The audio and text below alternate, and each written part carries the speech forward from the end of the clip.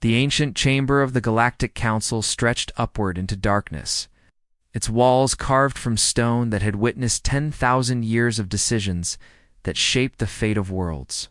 Representatives from 17 different species sat in their designated sections, each one adapted to their unique biological needs. Some breathed methane, others existed in liquid suspension, and a few required complete darkness to function. But today, all of them had gathered for the same reason: to discuss the newest species to join the galactic community. Humanity had achieved faster than light. Traveled just 3 years ago, their first vessels were crude things compared to the elegant ships of the elder races. Held together with what some called primitive engineering and others called stubborn determination. They had made contact with the Manhall Collective first, then the Sirith Empire, and finally the Galactic Council itself. They came with open hands and curious minds, asking questions about everything, wanting to learn, wanting to trade, wanting to find their place among the stars. Most of the council saw them as children taking their first steps into a larger world, amusing, harmless, perhaps even useful as a source of cheap labor or exotic goods from their resource-rich home system. Elder Vorith of the Ketheri saw something else entirely. He rose from his seat slowly, his 4 eyes scanning the assembly with the weight of 3,000 years of accumulated memory. The Kethari were among the oldest spacefaring species in the known galaxy. They had watched empires rise and fall, had seen wars that consumed entire star systems, had witnessed the extinction of species that once thought themselves invincible. Varath himself had been alive when the Torvani hegemony was nothing more than a collection of warring tribes on a single planet. "You must listen to me," Varath said, his voice carrying through the chamber's perfect acoustics. "I have spent decades studying these humans. I've analyzed their history, their wars, their cultural development. What I have found fills me with deep concern." Ambassador Crix of the Torvani hegemony made a sound that the translators identified as contempt. He was a massive creature, standing nearly 3 meters tall, his exoskeleton gleaming under the chamber lights. The Torvani had conquered 40 star systems through military force. They feared nothing and respected only strength. "Oh, what could possibly concern you about these primitives?" Crix asked. "They have barely learned to leave their own planet. Their ships are slow, their weapons are weak, and their numbers are insignificant. The hegemony alone commands a fleet of 10,000 warships. What threat could humans possibly pose?" Vorith's tendrils curled in a gesture of frustration that his species made when dealing with those who refused to see obvious danger. "You measure threat only in terms of current military capability. This is a mistake. The humans are different from any species we have encountered before." "Different how?" asked Counselor Thex of the MAL Collective, genuinely curious. "They do not forget," Vorith said simply. "They do not forgive. Their entire history is a testament to this truth. When one group of humans wrongs another, the wronged party pursues justice, or what they call justice, across generations. Across centuries. They pass their grievances from parent to child like sacred inheritances. They build monuments to their suffering so that future generations will remember and continue the fight." The chamber filled with sounds of amusement. The Sirith delegates hissed with laughter. The Torvani clicked their mandibles in mockery. Even the usually stoic representatives of the crystalline accord pulsed with colors that indicated dismissive humor. "You speak as if this is something to fear," Crix said. "Holding grudges is a sign of weakness, not strength. A truly powerful species simply crushes its enemies and moves on. These humans sound like they waste their energy on emotional responses rather than practical expansion." Vorith felt the cold grip of despair. He had known this would happen. The younger species never listened to warnings until it was too late. "You do not understand. The humans do not merely hold grudges. They pursue them with a focus and determination that borders on obsession. I have records of human conflicts that lasted for decades over insults that occurred centuries before any of the participants were born. They hunted criminals across their entire planet for years, never stopping, never giving up. They built weapons capable of destroying their own world multiple times over. simply because they refused to let their enemies feel safe. And yet they nearly destroyed themselves in the process, Crix pointed out. They are emotional, irrational, and self-destructive. These are not the qualities of a species we need to worry about. They survived, Vorith said quietly. Despite everything, despite the wars and the weapons and the conflicts that should have ended them 100 times over, they survived. They learned. They grew stronger. And now they are here, among us, with all that history still burning inside them. The council moved to a vote. The matter at hand was simple. Should humanity be granted provisional membership in the Galactic Council, with limited rights and responsibilities befitting their newcomer status? The vote passed easily, with even Vorith supporting it. He had no objection to humanity joining the community of spacefaring species. His concern was how they would be treated once they were members. He requested a private addendum to the record, a formal warning that he hoped would be remembered if his fears proved justified. I urge all species to treat humanity with respect and fairness. Do not mistake their curiosity for weakness. Do not mistake their friendliness for submission. And above all, do not give them cause for vengeance. Because if you do, they will pursue it until one of you is destroyed. And looking at their history, I do not believe it will be them.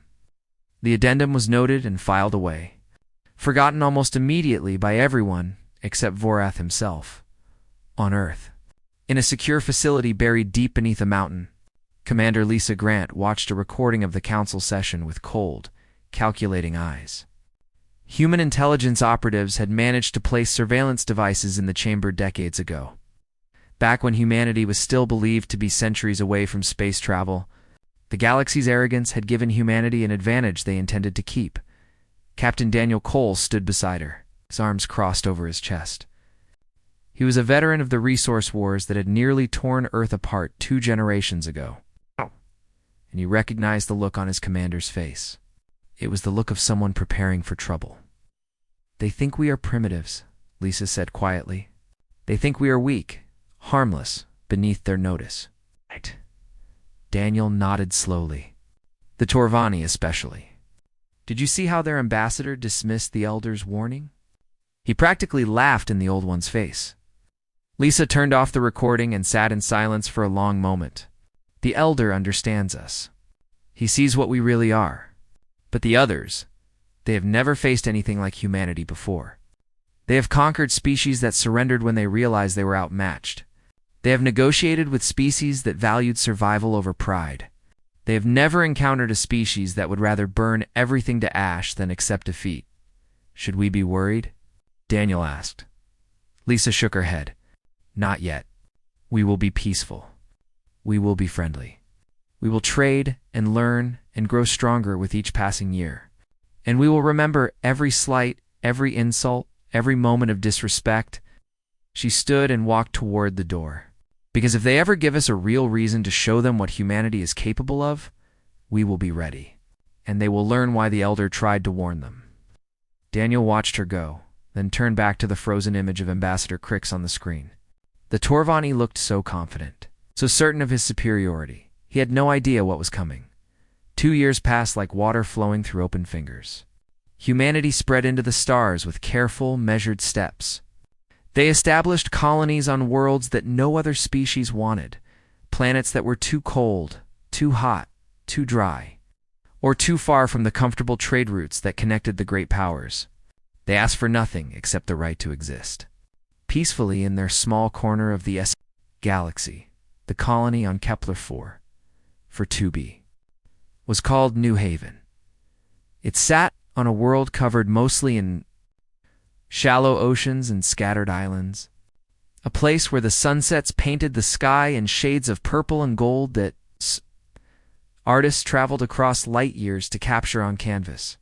12,000 humans called it home, a mix of scientists, farmers, teachers, and families who had left Earth seeking a quieter life among the stars. Lieutenant Emma Walsh had come to New Haven to escape the memories of war. She had served in the last great conflict on Earth, had seen things that still haunted her dreams, and had hoped that building something new on a distant world would help her find peace. She worked in the Colonial Defense Force, though in truth there was little defending to do. New Haven had no enemies, no strategic value, nothing that anyone would want badly enough to fight for, or so she believed. The Torvani, hegemony, had watched humanity's expansion with growing irritation. These primitives were spreading faster than expected, claiming worlds that might one day become valuable as the hegemony's own territory expanded. More importantly, their very existence was an insult. A species so young, so weak, so clearly inferior, daring to plant their flag on worlds that should belong to the strong. Admiral Crix, now elevated to supreme military commander of the hegemony, decided to end a message, not just to humanity, but to every species in the galaxy that might be watching. A reminder of what happened to those who forgot their place in the natural order of things. He chose New Haven specifically because it was defenseless. The colony had no warships, no orbital defenses, barely even a handful of ground-based weapons designed to handle wildlife threats. It would fall quickly, easily, and the images of its destruction would spread across the galaxy as a warning. The attack came on a Tuesday morning, local time. Emma was running evacuation drills with her small team when the first Torvani ships appeared in orbit. There was no warning, no declaration of war, no demand for surrender.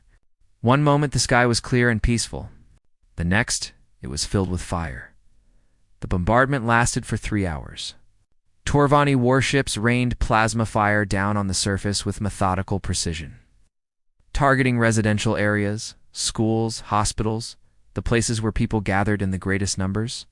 Emma watched helplessly as the town square where she had eaten breakfast that morning was reduced to a smoking crater. She watched the hospital where her best friend worked collapse into rubble.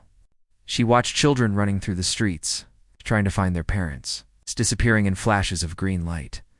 And then the ground forces came. The Torvani soldiers took their time with the survivors. They had been given specific orders to make an example, to ensure that the images broadcast from New Haven would be so horrible that no human would ever forget them. They succeeded beyond their darkest expectations. The things they did to the colonists were beyond what any sane mind could imagine. Acts of cruelty designed not just to kill, but to terrorize. To break the spirit of an entire species, they broadcast everything on open channels. Laughing and joking as they worked, Emma survived because she was buried under the rubble of a collapsed building. Her left arm crushed beyond saving, her body broken but somehow still breathing.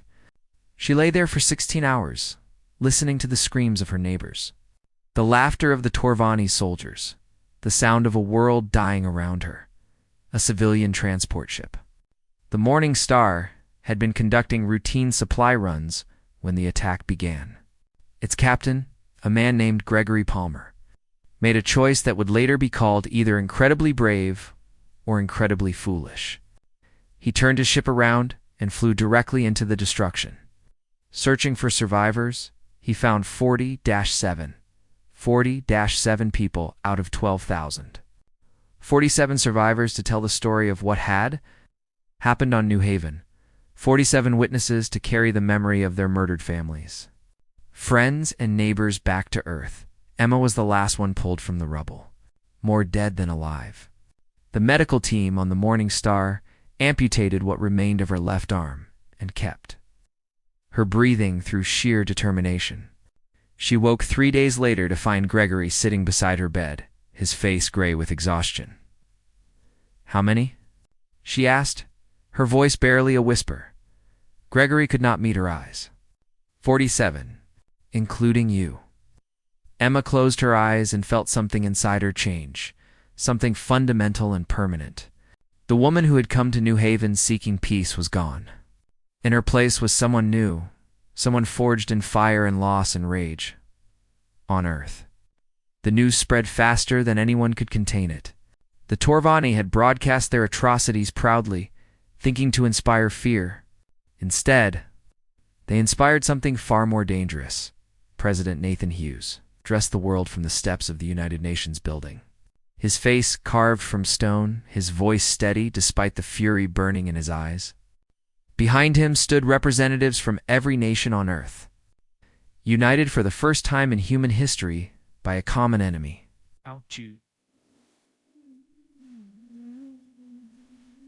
2 days ago, the Torvani hegemony attacked our colony on Kepler 4 for it to be without warning, without provocation, without mercy.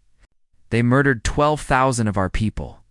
Men, women, children, the elderly, the sick, the innocent. He paused. And when he continued, his voice had dropped to something cold and terrible. They broadcast their crimes for the galaxy to see. They laughed while our families burned. They thought this would make us afraid. He looked directly into the cameras, and billions of humans looked back at him. They were wrong. The Torvani hegemony has made an error that they will not live long enough to regret. We do not forget. We do not forgive. And we do not stop. In the Galactic Council chamber, Elder Voreth watched the broadcast with growing dread. He had tried to warn them. He had begged them to leave humanity alone, to treat them with respect, to never give them a reason to show what they were truly capable of. No one had listened, and now, watching the cold determination in the human president's eyes, Voreth understood that something terrible had been set in motion. The galaxy had poked a sleeping predator, and it was waking up hungry for blood. He began composing a message to the Torvani leadership, urging them to apologize, to offer reparations, to do anything that might calm the storm they had unleashed. But even as he wrote the words, he knew it was already too late. Humanity had been given a reason, and they would never forget. The galaxy expected humanity to crumble. Every species that had ever faced the Torvani hegemony had followed the same pattern. Initial outrage, followed by desperate diplomacy, followed by inevitable surrender. The hegemony controlled 40 star systems and commanded a fleet of 10,000 warships. Humanity had barely established themselves on a dozen worlds, and their military consisted of a few hundred vessels that were generations behind Torvani technology. The math was simple. The outcome was certain. Within a year, perhaps 2, humanity would come crawling to the negotiating table, begging for mercy, accepting whatever scraps of survival the Torvani chose to offer them. This is what the galaxy expected. What the galaxy got was silence. In the 18 months following the New Haven massacre, humanity went dark. They recalled their diplomats from the Galactic Council. They closed their borders to all outside traffic. They stopped responding to communications from other species. Their colony worlds went quiet. Their ships disappeared from the trade routes, and their presence in galactic affairs simply ceased to exist. The Torvani assumed they were hiding. The male collective assumed they were mourning. The Sirith Empire assumed they were building up the courage to surrender. Elder Voreth assumed they were preparing for war. He was right. Deep within Earth's solar system, hidden behind the massive bulk of Jupiter, something was being built. The largest construction project in human history was taking shape in absolute secrecy, powered by the combined resources of every nation on the planet and fueled by a cold, patient rage that burned hotter with each passing day. Admiral Patricia Holloway stood on the observation deck of the construction station, watching as another warship emerged from the assembly lines. She was 62 years old, a veteran of 3 wars on Earth before the Torvani attack, and she had been chosen to lead the Retribution fleet because she understood something that many younger officers did not. Revenge was not about emotion. It was about patience. "Status report," she said without turning around. Commander Samuel Hunt, executive officer, stepped forward with a tablet in his hands. "The 300th ship completed assembly this morning. All vessels are fully armed, fully crewed, and ready for deployment. The fleet is operational, Admiral. 300 warships. Not the crewed vessels that humanity had first taken into space, held together with hope and determination. These were something new. Something designed from the ground up with a single purpose, to destroy the Torvani hegemony. Every weapon system, every piece of armor, every line of code had been created by engineers who had lost someone at New Haven. Every crew member was a volunteer who had watched the broadcast of the massacre and sworn an oath to make the Torvani pay. Every ship carried the name of one of the 12,000 dead, a reminder of why they were here and what they were fighting for. The flagship was called Vengeance. Patricia turned to face her officer. What is the status of Torvani defenses? Samuel pulled up a holographic display showing the 40 star systems of the hegemony. Their fleet is spread thin, as we expected. They never anticipated a serious response from us, so they have maintained their standard patrol patterns. Most of their heavy warships are concentrated near their core worlds, with only light garrison forces protecting the outer systems and their command structure. Supreme Commander Crix remains in overall control. He has been celebrating the New Haven victory extensively. Intelligence reports suggest he considers the human problem to be solved. Patricia allowed herself a small, cold smile. He is about to learn otherwise. The Retribution fleet launched 3 days later. 300 warships, moving in perfect formation, dropped out of faster-than-light travel at the edge of the Torvani outer territories. They did not announce themselves. They did not issue demands. They did not offer the chance for surrender. They simply began to destroy. The first target was a military outpost on a moon orbiting a gas giant. The Torvani garrison had approximately 2 hours of warning before the human fleet arrived.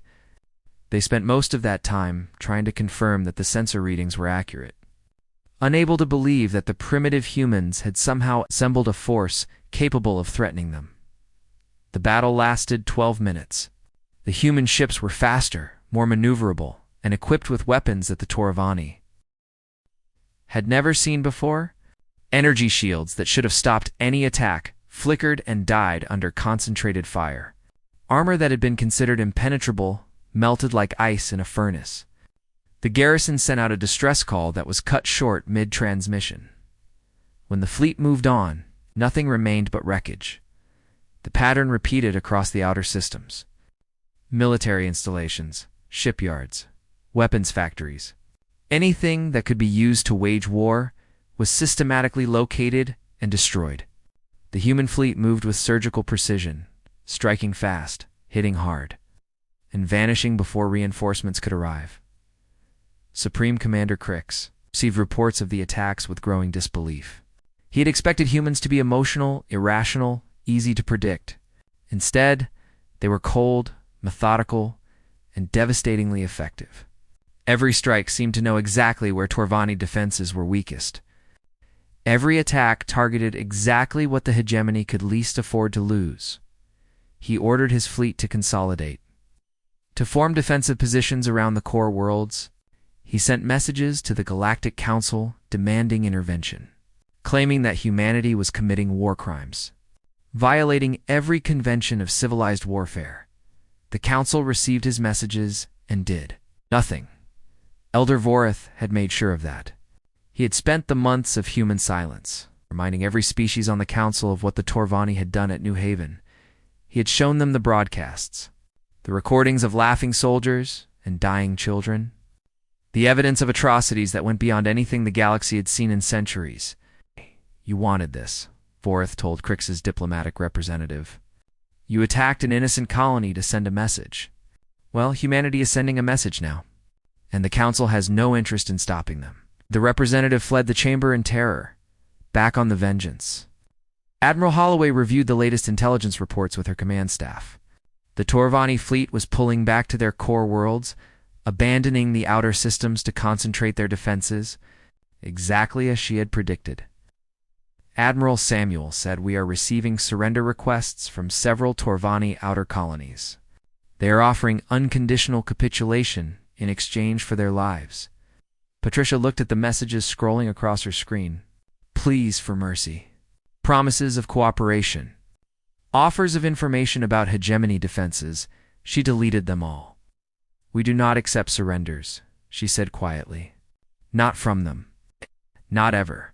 Continue the operation." The Retribution fleet pressed deeper into Torvani space, and the galaxy watched in horrified fascination as humanity showed them exactly what Elder Voreth had tried to warn them about. They did not forget, they did not forgive, and they would not stop until they were satisfied. Elder Voreth had lived for 3,000 years. He had watched civilizations rise from primitive beginnings to galactic prominence.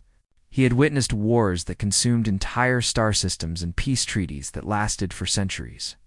He had seen species evolve, adapt, and sometimes fade into extinction. In all that time, he had never felt the kind of fear that gripped him now. The Torvani hegemony was burning. Reports came in every day, each one worse than the last.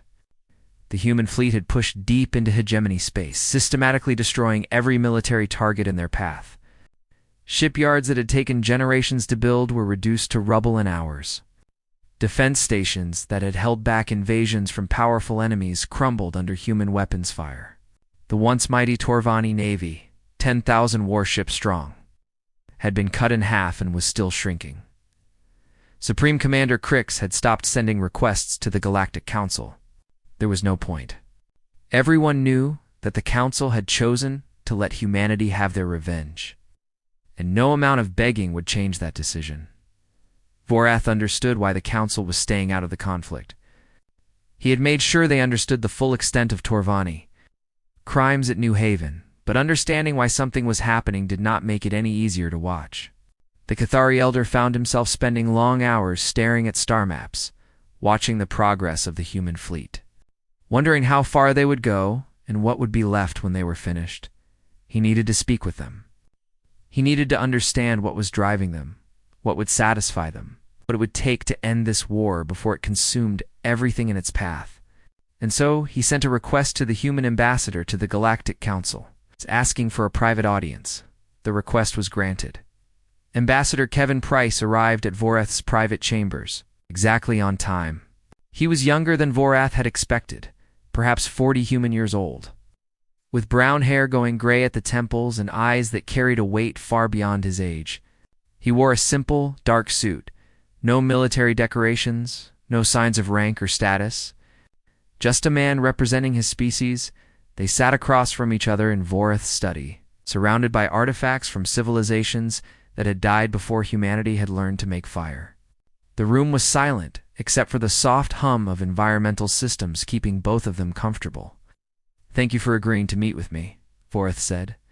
"I imagine you are quite busy these days." Kevin nodded slightly. "The fleet sends regular reports. I review them, pass relevant information to the Council, and prepare for whatever comes next. It keeps me occupied." "I tried to warn them," Vorath said suddenly, the words coming out before he could stop them. "Before any of this happened, before New Haven, before the war, I studied your species for decades. I saw what you were capable of. I told them to leave you alone, to treat you with respect, to never give you a reason to show your true nature. And they did not listen. No, they thought themselves superior. They believed that technology and numbers would protect them from consequences. They looked at your young civilization and saw weakness instead of potential." Vorath's tendrils curled in a gesture of regret. Crix especially. He was so certain that destroying New Haven would break your spirit, would make you afraid, would teach you your place in the galaxy. Kevin was silent for a long moment. When he spoke, his voice was calm and measured. "Can I tell you something about human history, Elder?" Vorath nodded. "Thousands of years ago, there was a great empire on our world called Rome. It was the most powerful civilization of its era, controlling vast territories and commanding armies that seemed unbeatable. One of their greatest enemies was a city called Carthage, which they fought in a series of brutal wars." Kevin leaned forward slightly. "After the final war, Rome did not simply defeat Carthage. They burned it to the ground. They killed or enslaved every inhabitant. They salted the earth so nothing would ever grow there again.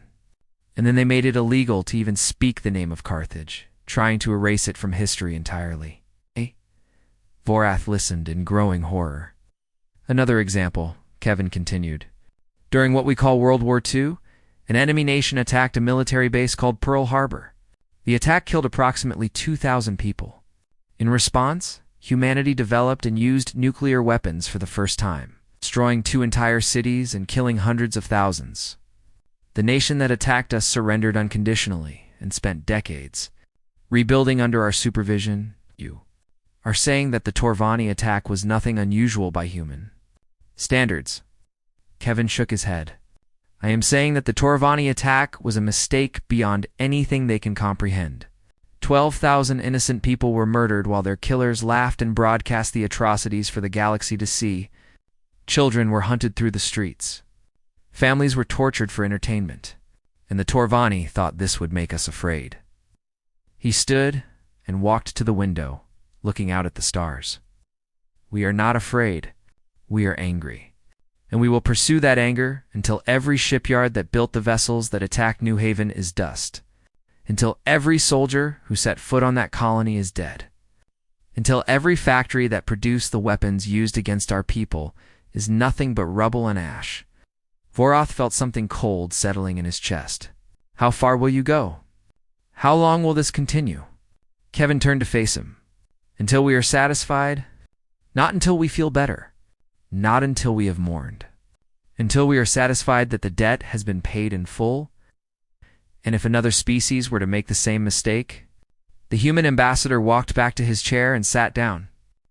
Then I hope they remember what happened to the Torvani, because we will not give them another warning. We will not negotiate. We will not offer terms. He met Voroth's 4 eyes without flinching. We will simply do to them what we are doing to the hegemony now, and we will not stop until we are done. Voroth sat in silence for a long moment after Kevin left. The human's words echoed in his mind, mixing with memories of the research he had conducted over decades. The patterns he had seen in human history, the warnings he had tried so desperately to give. He understood now why the galaxy needed to know. Not just the facts of what humanity was doing, but the truth of what humanity was. A species that carried its grievances like sacred flames, passing them from generation to generation, never allowing the fire to dim. A species that did not forget, did not forgive, and did not stop until they were satisfied. The elder began composing a message. Not to the Torvani, who were beyond help, but to every other species in the galaxy. A warning backed by undeniable evidence, a lesson written in the blood of a dying empire. Do not harm humanity. Do not threaten them. Do not give them cause for vengeance, because if you do, they will come for you with a patience that outlasts stars and a determination that breaks worlds. This time, Voroth hoped, the galaxy would listen. 50 years passed like the slow turning of a great wheel. The Torvani hegemony still existed, but only as a shadow of what it had once been. Where 40 star systems had once answered to Supreme Commander Crix, now only 7 remained. Where 10,000 warships had once patrolled the borders of a great empire, a handful of patrol vessels maintained order in systems that posed no threat to anyone.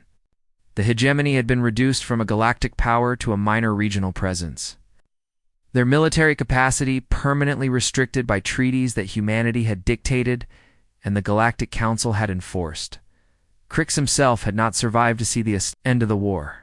He had died on the bridge of his flagship during the final battle for the Torvani homeworld, still refusing to surrender, still believing that somehow the hegemony would prevail.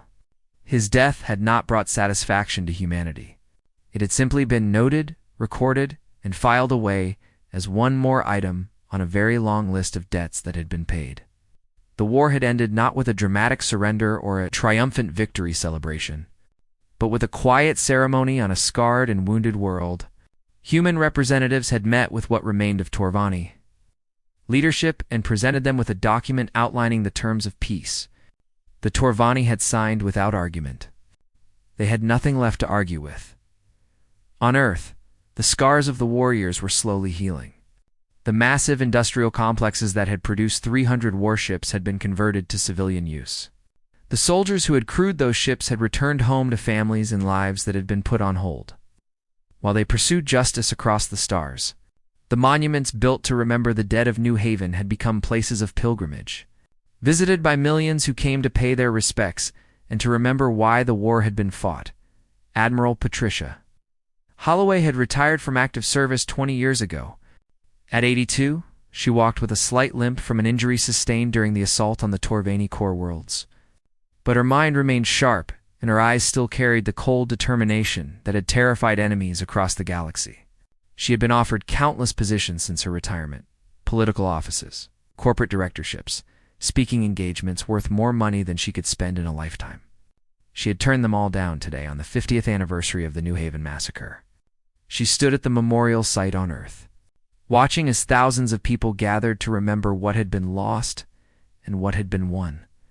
The memorial itself was a simple thing, a wall of black stone inscribed with 12,000 names, surrounding a garden where flowers from 100 worlds bloomed in silent tribute.